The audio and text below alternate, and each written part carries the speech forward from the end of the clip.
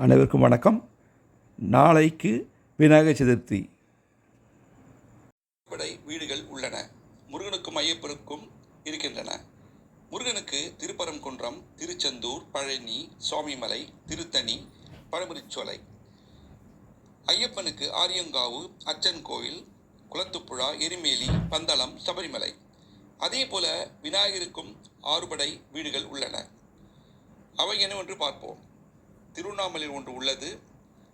திருமுதுகுன்றம் ஆடுத்த பிள்ளையார் 2வது, 3வது திருக்கடவூர் கள்ளவாரண பிள்ளையார், 4வது திருச்சி உச்சி பிள்ளையார், 5வது பிள்ளையார்பட்டி கற்பக விநாயகர், 6வது திருநாரையூர் பொல்லா பிள்ளையார். இவற்றை ஒவ்வொன்றாக பார்ப்போம். மகா கணபதிம்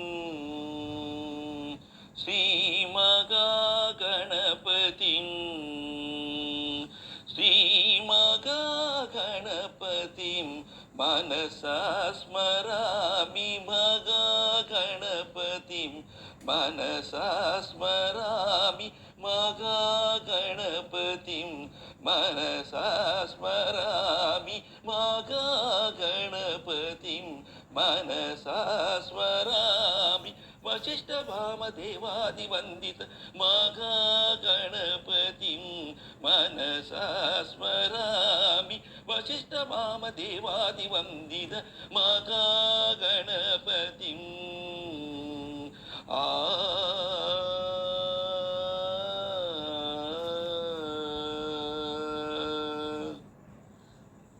இந்துக்களின் முதன்மை கடவுள் விநாயகர்.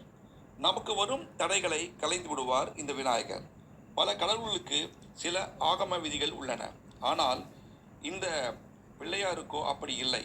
இந்த கடவுளை எங்கு வேண்டுமானாலும் காணலாம். ஆற்றோரம், ஆலமரத்தடி, ரோட்டோரமாக, மேலும் முட்டுச்சந்தியிலும் காணப்படுவார். விநாயகர் சதுர்த்தி சென்னை, பம்பாய், ஹைதராபாத் போன்ற இடங்களில் விமர்சையாக கொண்டாடப்படுகிறது. இந்தியாவில் உள்ள எல்லா நகரங்களிலும் சிறப்பாக கொண்டாடுகிறார்கள். மேலும் இலங்கை, சிங்கப்பூர், மலேசியா போன்ற நாடுகளிலும் பண்டிகையை கொண்டாடுகிறார்கள்.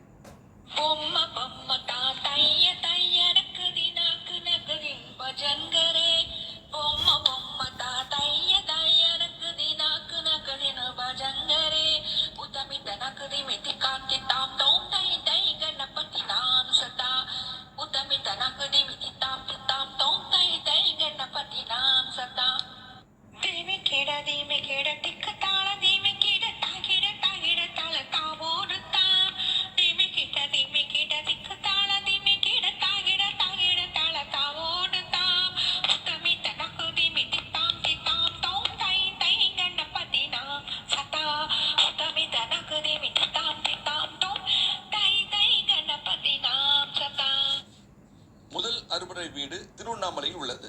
திருவண்ணாமலையில் உள்ள அண்ணாமலையார் கோயிலின் கிழக்கு திசையில் உள்ள ராஜகோபுரத்திற்குள்ளேயே செல்வ கணபதியாக அருள் பாலிக்கிறார். இந்த விநாயகரை வணங்கினால் நாம் செய்த தீவினைகளை அழித்து முன்னேற வழி செய்வார். இதுவே விநாயகரின் அறுபடை வீடுகளில் முதல் வீடாகும். ஓகே, 2வது பார்ப்போம். விருதாச்சலம் ஆடுத்து பிள்ளையார். திருமுதுகுன்றம் என்பது மற்றொரு பெயர் விருதாச்சலத்திற்கு.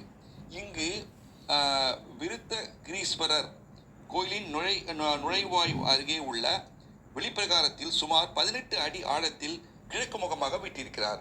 ஆழத்து அகத்து பிள்ளையார் என்ற பெயர் மருவி ஆழத்து பிள்ளையார் என்று அழைக்கப்படுகிறார்.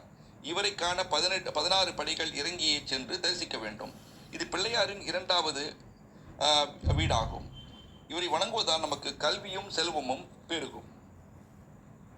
விநாயகனே வெவ்வினையை வேறறுக்க வல்லான், விநாயகனே வேட்கை தணிவிப்பான், விநாயகனே விண்ணிற்கும் மண்ணிற்கும் நாதனுமாய் தன்மையினால் கண்ணீர் பணிவிற்கணிந்து, விநாயகனே வினை தீர்ப்பவனே, விநாயகனே வினை தீர்ப்பவனே, வேழ முகத்தோனே ஞால முதல்வனே, விநாயகனே வினை தீர்ப்பவனே.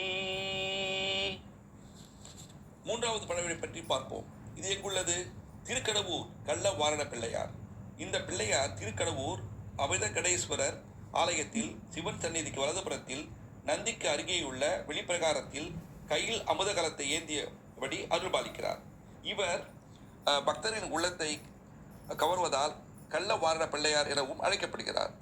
ஒருவருக்கு எவ்வளவுதான் கல்வி, செல்வம், புகழ் இருந்தாலும் முக்கியமாக நமக்கு தேவை ஆயுள்தானே. இவரை வணங்கினால் நாம் ஆரோக்கியமாக நீண்ட ஆயுளுடன் வாழ வழிவகை செய்வார் இந்த பிள்ளையார். அபிராமி பட்டர் அபிராமி அந்தாதி பாடத் தொடங்கிய போது இந்த கள்ளவாரண பிள்ளையாரை புகழ்ந்து பாடிவிட்டே அபிராமி அந்தாதியை பாடி முடித்தார் என்பது குறிப்பிடத்தக்கது. அமிர்த கலசம் இந்த பிள்ளையாருக்கு கிடைத்த போது தேவர்களிடமிருந்து ஒளித்து வைத்து விளையாடி திருவிளையாடல் செய்ததால் இவருக்கு கள்ளவாரண பிள்ளையார் என பெயர் வந்தது. காக்கும் கடவுள் கணேசனை நினை, காக்கும் கடவுள் கணேசனை நினை, கவலைகள் அகல அவன் அருள் துணை. காக்கும் கடவுள் கணேசனை நினை, கவலைகள் அகல அவன் அருளே துணை. காக்கும் கடவுள் கணேசனை நினை, கவலைகள் அகல அவன் அருளே துணை. நான்காவது வீட்டை பற்றி பார்ப்போம். மதுரை சித்தி விநாயகர். இவர் எங்கிருக்கிறார்? மதுரை மீனாட்சி அம்மன் சந்நிதியின் நுழைவு வாயிலின் இடதுபுறமாக சித்தி விநாயகர் தரிசனத்தை பெறலாம். உருவத்தில் சிறியவராக இருந்தாலும் நமக்கு அருள் தருபவரில் சக்தி மிக்கவர். மூர்த்தி சிறிதானாலும் கீர்த்தி பெரிது. இவரை வழிபட்டால் நம்முடைய வாழ்வில் எல்லா சித்திகளையும், அதாவது வெற்றிகளையும் நமக்கு கொடுப்பார். மேலும் நமக்கு புகழும் பெருமையும் வரும்.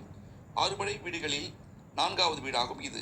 மாணிக்கவாசகர் பாண்டிய மன்னனுக்கு குதிரை வாங்க சென்ற போது இந்த சித்தி விநாயகரையே வணங்கி சென்றதாக திருவிளையாடல் புராணம் கூறுகிறது. பிள்ளையார்பட்டி கற்பக விநாயகர் 5ஆம் படை வீட்டின் அதிபதியாக திகழ்கிறார். இவரது விசேஷம் என்னவெனில் கையில் சிவலிங்கத்தை வைத்திருப்பது. இவரை வணங்கினால் தீட்சையும் ஞானமும் கிடைக்கும். கற்பக விநாயகரை வணங்கினால் காசியில் உள்ள தீட்சா கணபதியை வணங்கிய பலன் கிடைக்கும். காரணம், எல்லோராலும் காசிக்கு சென்று வர முடியாது. இந்த விநாயகரின் துதிக்கை வலம்புரியாக உள்ளதும், இவர் அர்த்த பத்மாசனத்தில் அமர்ந்திருப்பதும், இடது கரத்தை கடிகஸ்தமாக வைத்திருப்பதும் இவரது சிறப்பு தோற்றமாகும்.